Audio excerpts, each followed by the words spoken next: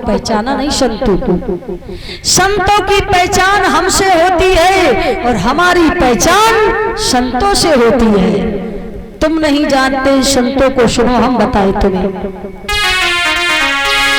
अरे मैं संतन को दास, मैं भक्तन को दास, भक्त मेरे मुकुट मणि जानो।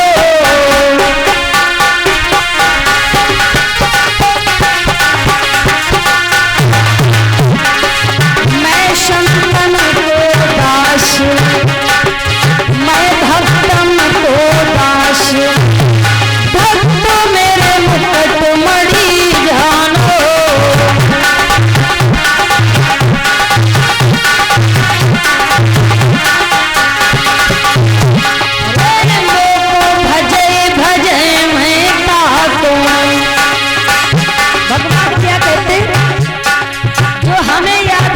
हम उसे याद करते हैं, जो हमें भूल जाए हम उसे भूल जाए। अरे वो भजे भजे मैं पापू,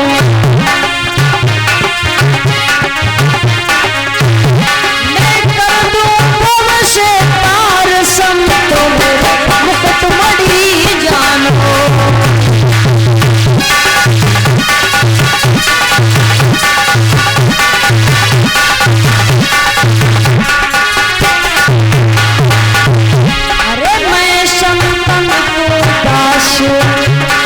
मैं भक्तन को दास, भक्त मेरे मुकुट मणि जानो।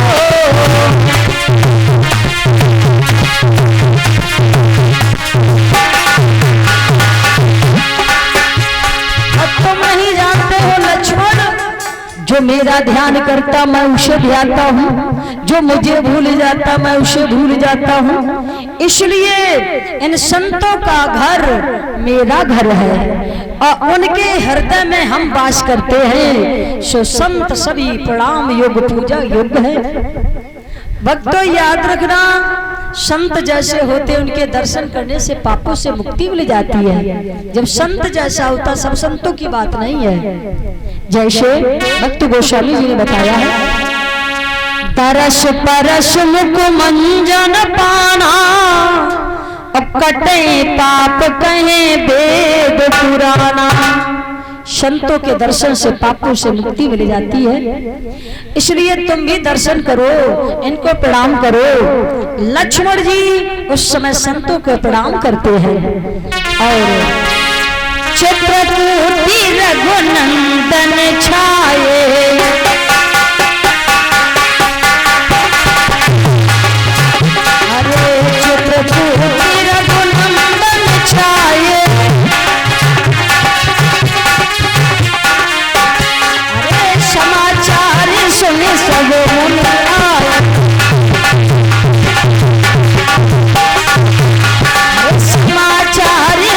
सब मुनि आए। याद रखना, संतों के दर्शन से मुक्ति मिल जाती। समस्त संतों को भगवान ने प्रणाम किया है। इधर संतों से कहा प्रभु ने, और कहा कि प्रभु आज यह सौभाग्य हम सबका जो आपका दर्शन हुआ है। भगवान उस समय चित्रकूट में रह रहे हैं और इधर जिस समय सुमंत मंत्री घर पहुंचे, रात्रि का वक्त था, रथ दरवाजे पर खड़ा कर दिया। रात्रि का समय था, यहाँ पर राजा दशरथ लेटे थे। एक एक श्वास में उस समय भगवान का भजन था और सुमंत मंत्री उनके पैरों के पास बैठ गए। उसी समय आंखें खुली तो देखा सुमंत मंत्री आई है। राजा दशरथ ने पूछा, तुम आए हो, तुमसे कहा था मेरे पुत्रों को वन दिखा के वापस लौटा लाना, मेरा राम कहाँ है? जो इतनी बात सुनी सुमंत मंत्री नहीं बोले। राजा दशरथ ने समझ लिया मेरा पुत्र मर्यादा पुरुषोत्तम राम है, लौट के नहीं आएगा वो। फिर उसी समय हाँ कह करके 6 बार राम कहा और राम कह करके उस भक्त ने अपने प्राण त्याग दिए। और भक्तों उस समय राजा दशरथ के प्राण चले गए। याद रखना, काल ने ना तो किसी भक्त को देखा ये भक्त है, न संत को देखा, ना ज्ञानी को देखा, ना ध्यानी को देखा, ना थानेदार, ना दरोगा, ना मिनिस्टर। काल ने किसी को नहीं छोड़ा, क्योंकि बताया है उसे छोटा बड़ा बूढ़ा जवान उससे कोई मतलब नहीं। देखिए लिखा एक छंद बहुत सुंदर शब्दों में,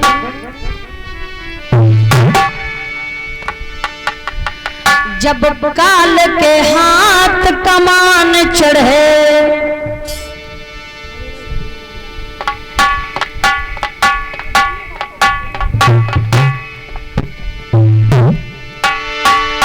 कि जब काल के हाथ कमान चढ़े, तब बूढ़ो जवान गिने समय।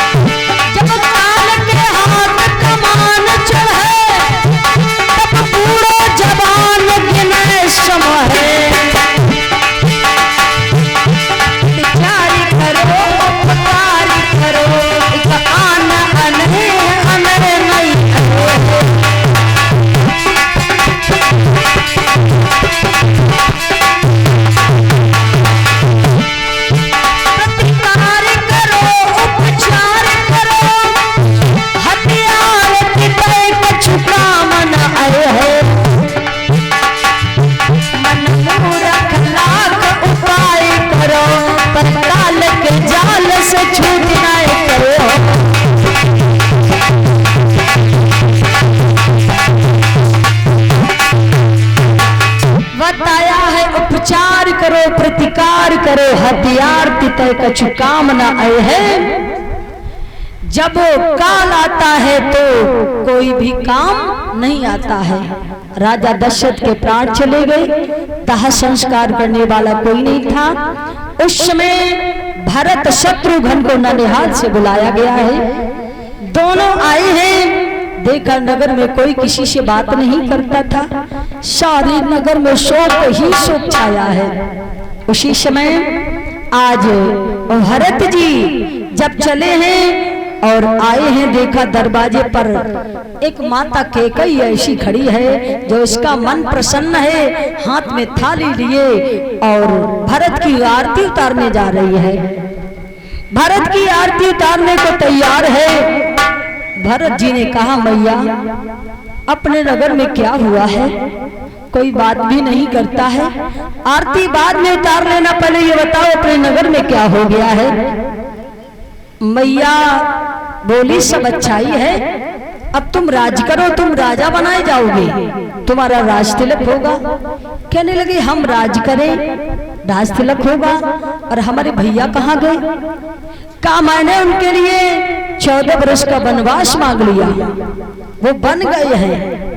जो इतनी बात सुनी भरत खड़े थे, बैठ गए। कहने लगे, तुमने ये क्या कर दिया? तुमने ये क्या कर दिया? हम जानते थे इस घर में कुछ न कुछ हुआ है, इसीलिए लोग हमसे बात नहीं करते थे। तुमने अच्छा नहीं किया। और भरत जी क्या बोले? हंस वंश दशरथ जनक राम लखन से भाई, जननी तू जननी भई विद से कहा वसाए। तूने अच्छा नहीं किया माँ। भरत की जगह पर पत्थर पड़ जाते, इस भरत का जन्म नहीं होता। तुम जैसी कलंकनी नारी से जो तुमने मेरे भैया को वन दे दिया। कैकेयी तो शायद भगवान राम को विशेष प्रेम करती थी, आज वो शायद कैकेयी मर गई है और ये कचरा कहां से आ गया है? भरत जी कहते हैं, तुम नहीं जानती हो माता, तुमने इतना ये नाम भी कैकेयी कलंकित कर लिया कि आज के बाद कोई भी माता पिता अपनी बेटी का नाम कैकेयी नहीं रखेंगे। भक्तों, ये बात बिल्कुल सही है।